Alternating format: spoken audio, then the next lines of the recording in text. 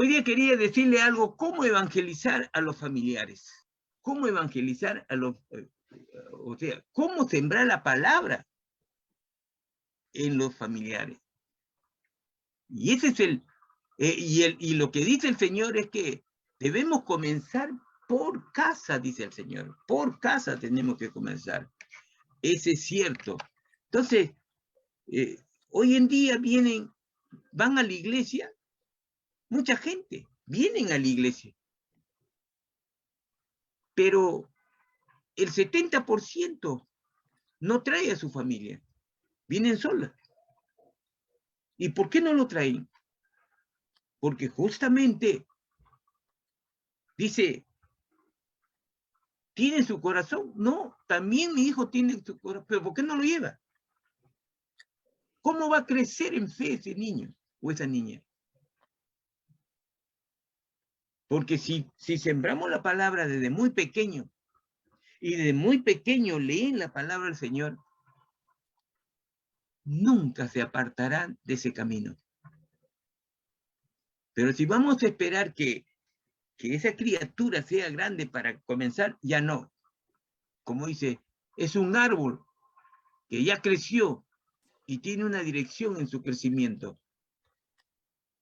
Y ya no será igual.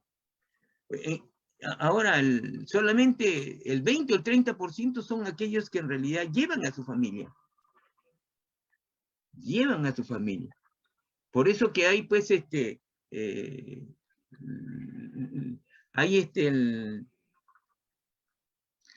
hay maestros de dominical para que el niño se quede ahí, los entretenga, les enseñe la palabra y puedan al final llevarse la mamá y el papá. Pero si hubiera la misma cantidad de personas ahí, entonces eso se llenaría, pero no es así. No es así. Pero eso lo vamos a ver más adelante. ¿Qué pasó con nuestro Señor Jesucristo? Nuestro Señor Jesucristo vino acá a la tierra. ¿Y cómo comenzó a evangelizar el Señor? Por su familia, ¿cierto? Pero su familia no le creyó. Acuérdense, no le creyó su familia. El único que tuvo acceso a su fe fue su madre terrenal, María. Ella sí creyó. ¿Por qué? Porque justamente ella fue el instrumento de Dios para que venga Cristo. Porque su nacimiento fue sobrenatural del Espíritu Santo. Desde ahí nomás partió de que ya el hijo que tenía era el Mesías. Entonces, y después nuestro Señor Jesucristo, ¿qué hizo? ¿Qué hizo después? Su familia no le atendió. No quiso, así como cuando el pueblo judío vino por el pueblo judío y el pueblo judío lo rechazó. En lugar de acogerlo, de atenderlo, en lugar de obedecerle, lo desafió, lo persiguió y lo mató. Pero ¿cómo fue nuestro Señor Jesucristo? ¿Cómo evangelizó? Comenzó con 12, uno a uno, 2 en 2, hasta llegar al número 12. ¿Y cómo fue esa evangelización? La evangelización que nuestro Señor Jesucristo hizo con sus 12 apóstoles fueron de dos maneras. La primera fue que ellos vieron quién era Cristo, quién era el Mesías. El Señor tenía que darse a conocer quién era Él. Y lo que Él hablaba era cierto. Y es así. Pero ese número del 12 creció. ¿Cuándo creció? Justamente cuando el Señor ascendió y se fue, y fue de 120. Pero ese 120, ¿cómo crece? Porque cuando ascendió, ¿qué pasó cuando ascendió? Fue Pedro el que hizo la primera prédica. Dice, ¿cuántos se convirtieron? 3,000. Entonces la familia de Dios comenzó a crecer. Comenzó a crecer. Pero vamos a ver a un hombre que evangelizó a su propia familia. Y lo vamos a ver en Hechos capítulo 10. Hechos capítulo 10. Hechos capítulo 10, versículos 1 y 2. Ahí tenemos Pedro y Cornelio, dice. Pedro y Cornelio. Había en Cesarea un hombre llamado Cornelio, centurión de la compañía llamada la Italiana, piadoso y temeroso de Dios con toda su casa, y que hacía muchas limosnas al pueblo y oraba a Dios siempre.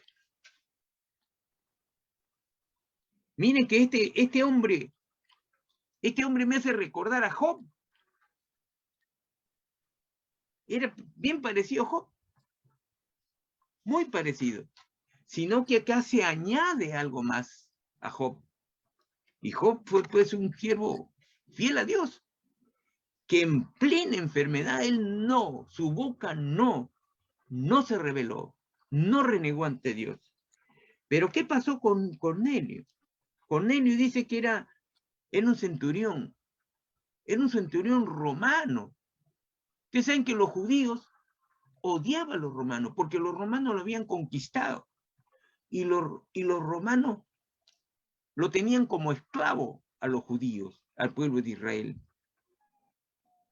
Era así. Un romano podía matar a un judío y no pasaba nada. En cambio, un judío no podía ofender a un romano porque lo crucificaban o lo mataban. Así es. Entonces, ¿qué pasa con este hombre? Este hombre era un centurión. ¿Quién era un centurión? Un centurión era un jefe que estaba al mando de 100 hombres que le debían obediencia de 100 romanos. Lo tenían noche y día a sus órdenes. Pero, ¿quién era este hombre? Este hombre tiene la siguiente característica. Miren lo que dice así en el versículo 2. Era piadoso y temeroso de Dios con toda su casa, y que hacía muchas limonas al pueblo y oraba a Dios siempre. Yo le pregunto, hermano, lo siguiente. Está bien que ¿cómo puedes dar un buen ejemplo para que te sigan ese ejemplo tus hijos? Si yo en realidad lo busco, si la persona que le dice a su hijo, mira, ve, vamos a la iglesia, el hijo va a decir, pero ¿para qué voy a la iglesia? No? Pero no, pero hay que leer la Biblia. ¿Para qué voy a leer la Biblia? Pero la Biblia dice, ¿qué dice la Biblia?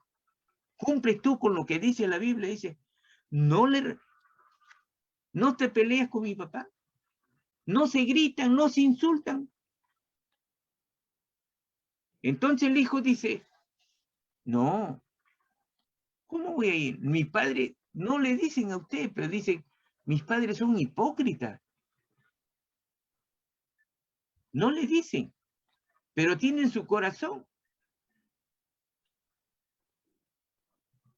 Tienen su corazón. Le miente al que viene a la casa, como siempre pongo el ejemplo, que diga, toca la puerta y le dice, a ver, ahí está Fernando, vengo a cobrar la luz. Está atrasado. Entonces viene papá, viene a cobrar la luz. ¿Sabe qué? Dile que he salido, no estoy. Entonces el hijo dice, pues ¿cómo pues? Me está enseñando a mentir. Si la palabra de Dios dice no mentir, le damos un mal ejemplo a nuestros hijos. Entonces el hijo se desanima a ir a la iglesia. Y no solamente eso, hermana. Yo he visto, y otros, que he estado con él trabajando ahí en la iglesia. Y el hermano me dice, ¿cómo es posible? Pues miren, ve, ¿cómo es posible que yo doy mi diezmo y lo están gastando en otras cosas que son Eso debe ser, el diezmo es para Dios, para que se evangelice o lo utilicen mejor. Y entonces le digo, ¿tú le das a la iglesia o le das a Dios? ¿Le das a Dios? Sí, eso es cierto. Le das a Dios, no le das a la iglesia. La iglesia somos nosotros. No le das al pastor. El diezmo es a Dios. Pero la palabra dice que ese que va administra el dinero de su iglesia tiene que administrar conforme a la palabra de Dios. ¿Por qué? Porque si él comete algo que no está conforme a la palabra, él tiene que sujetarse a la palabra. Y si no lo cumple, la ira de Dios está sobre él. Él tiene que entregar cuenta después. Así es. Tiene que entregar cuenta. Entonces le decía, mira, ve, lo que tú puedes, lo que tú das, dale a Dios. Si lo estás ministrando bien o mal, eso ya escapa de tu crítica. Tú le diste a Dios, Dios te reclama tu diezmo, sí. Eres fiel en tu diezmo y ya está. Deja si la parte administrativa no lo utiliza bien. Y de repente te estás equivocando y lo estás administrando bien. No debemos murmurar. Acuérdate, yo le decía, acuérdate que cuando Moisés, ¿quién murmuró contra Moisés? Su hermana María. ¿Y cómo lo castigó el Señor? Murmuró. Porque Moisés es un siervo fiel. Murmuró. Y por murmurar el Señor le dio lepra. Lepra. Por murmurar contra su hermano Moisés, que lideraba al pueblo judío. Moisés tuvo que orar para que el Señor se compadezca sobre María. Y lo libró. Lo libró de esa peste, de esa enfermedad. Tuvo que estar una semana fuera del campo para después de la semana volver, pero ya limpia. Si no, moría de lepra. Es así. Este hombre, pues, Cornelio, ahí lo dice, tenía la característica casi igual que Job. Pero acá viene la característica que quisiera yo resaltar, hermano. Cuando dice ahí, era piadoso, temeroso de Dios. Sí, igualito era, ¿quién era? Job. Y dice, y con toda su casa, hermano, con toda su casa. Yo quiero rescatar acá dos cositas. Este hombre no era solamente temeroso de Dios solo. Toda su casa era temeroso de Dios. ¿Por qué toda su casa era temeroso de Dios? Porque él daba muy buen ejemplo ante su familia. Toda su casa, su esposa y todos sus hijos. Así dice. Con toda su casa, dice. Con toda su casa. Su casa también eran temerosos de Dios. O sea, él, para que la casa de uno sea temeroso de Dios, entonces yo tengo que darle el ejemplo para que todos ellos vean mi actitud, que yo valoro a Dios, que yo respeto a Dios, que lo busco a Dios todos los días. Y no solamente lo busco, oro, sino todo mi caminar, en la forma de hablar, en la forma de dirigirme a ellos, debe ser con mucho temor. Entonces, cuando los hijos ven eso copian. Eso copian. Ese es el ejemplo el buen ejemplo que todo padre e hijo pues, tiene que dar. Pero ¿qué pasa acá más también? En el segundo dice, y hacía mucha limosna al pueblo. Él, miren, era piadoso, se condolía del sufrimiento de las personas y le daba limosna. Esto de darle limosna, el Señor le dice más adelante que le recuerda por su limosna el que el Señor le manda un ángel. Y también le dice acá, al último del versículo, y oraba a Dios siempre. Oraba, hermana. Oraba, hermano. Oraba. De vez en cuando, no. Siempre. Cuando dice siempre es todos los días. O sea, no dejaba de orar. Siempre oraba este hombre. Tenía un encuentro con Dios todos los días. Esa actitud no lo tenía ni siquiera un judío. No lo tenía el judío. ¿Por quién vino el Señor? Por los judíos, por el pueblo de Israel. Este era un romano. Este era un romano. Y Dios, hermano, no creen que porque somos cristianos, el Señor, ¿vamos a tener una franca entrada al cielo? Sí, eso es cierto. Pero va a haber mucha gente que en realidad también es temeroso de Dios. Es temeroso de Dios. No lo conocemos. Pero van a ser, acá nos está dando un ejemplo. Este hombre era temeroso de Dios, oraba, buscaba a Dios, iba todos los días, se compadecía del pobre y daba su limosna. Es así como el Señor, este hombre llamado Cornelio, evangelizó a su propia familia con su ejemplo, con su forma de ser. Con su forma de ser evangelizó a su familia. Eso es un buen ejemplo que deberíamos tener en cuenta. ¿Cómo evangelizar a nuestra familia? A nuestros familiares. Teniendo lo que dice acá, ser piadoso, temeroso de Dios, y que hacía limosna al pueblo, o sea, al indigente, al pobre, y oraba siempre, oraba todos los días. Si tus hijos, hermano, te ven desde muy pequeño que buscas a Dios todos los días,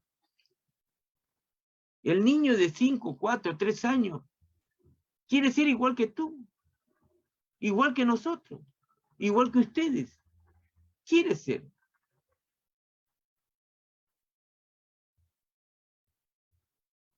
He visto, y otros me han contado, que a veces la persona ya está de edad y quiere pues que su nieto siga sus pasos, o sea, buscando a Dios. Y lo único que le he dicho, miren, hermano, lo que tienen que hacer es lo siguiente. Díganle que no encuentra su lente y que el nieto le lea. Pero no le diga, solamente dígale que le lea solamente 2, 3 versículos. Al día siguiente también 2, 3 versículos o un versículo. Y así poco a poco, a través de los días va alargando un versículo más. ¿Para qué? Para que el niño no se aburre de leer tanto. Al final, el niño mismo va a decir, abuelita, abuelita, ¿te leo la Biblia? Gracias, hijo. A ver, ahora me vas a leer, ¿qué cosa? El Evangelio de Juan. ¿Y sabe por qué se dice Evangelio? Eso se llama las buenas nuevas. Que todo lo que me vas a leer son buenos, son nuevos para todos nosotros. ¿Y quién nos lo da? Dios. A ver, léame. ¿Dónde nos habíamos quedado? En tal. Y así le vamos dando una curiosidad al niño. Le ayudamos a que él se alimente también de la palabra y va a buscarlo siempre. Así es, hermano. A su propia familia, a nuestra familia de sangre, como también al de espiritual. Hay que ver.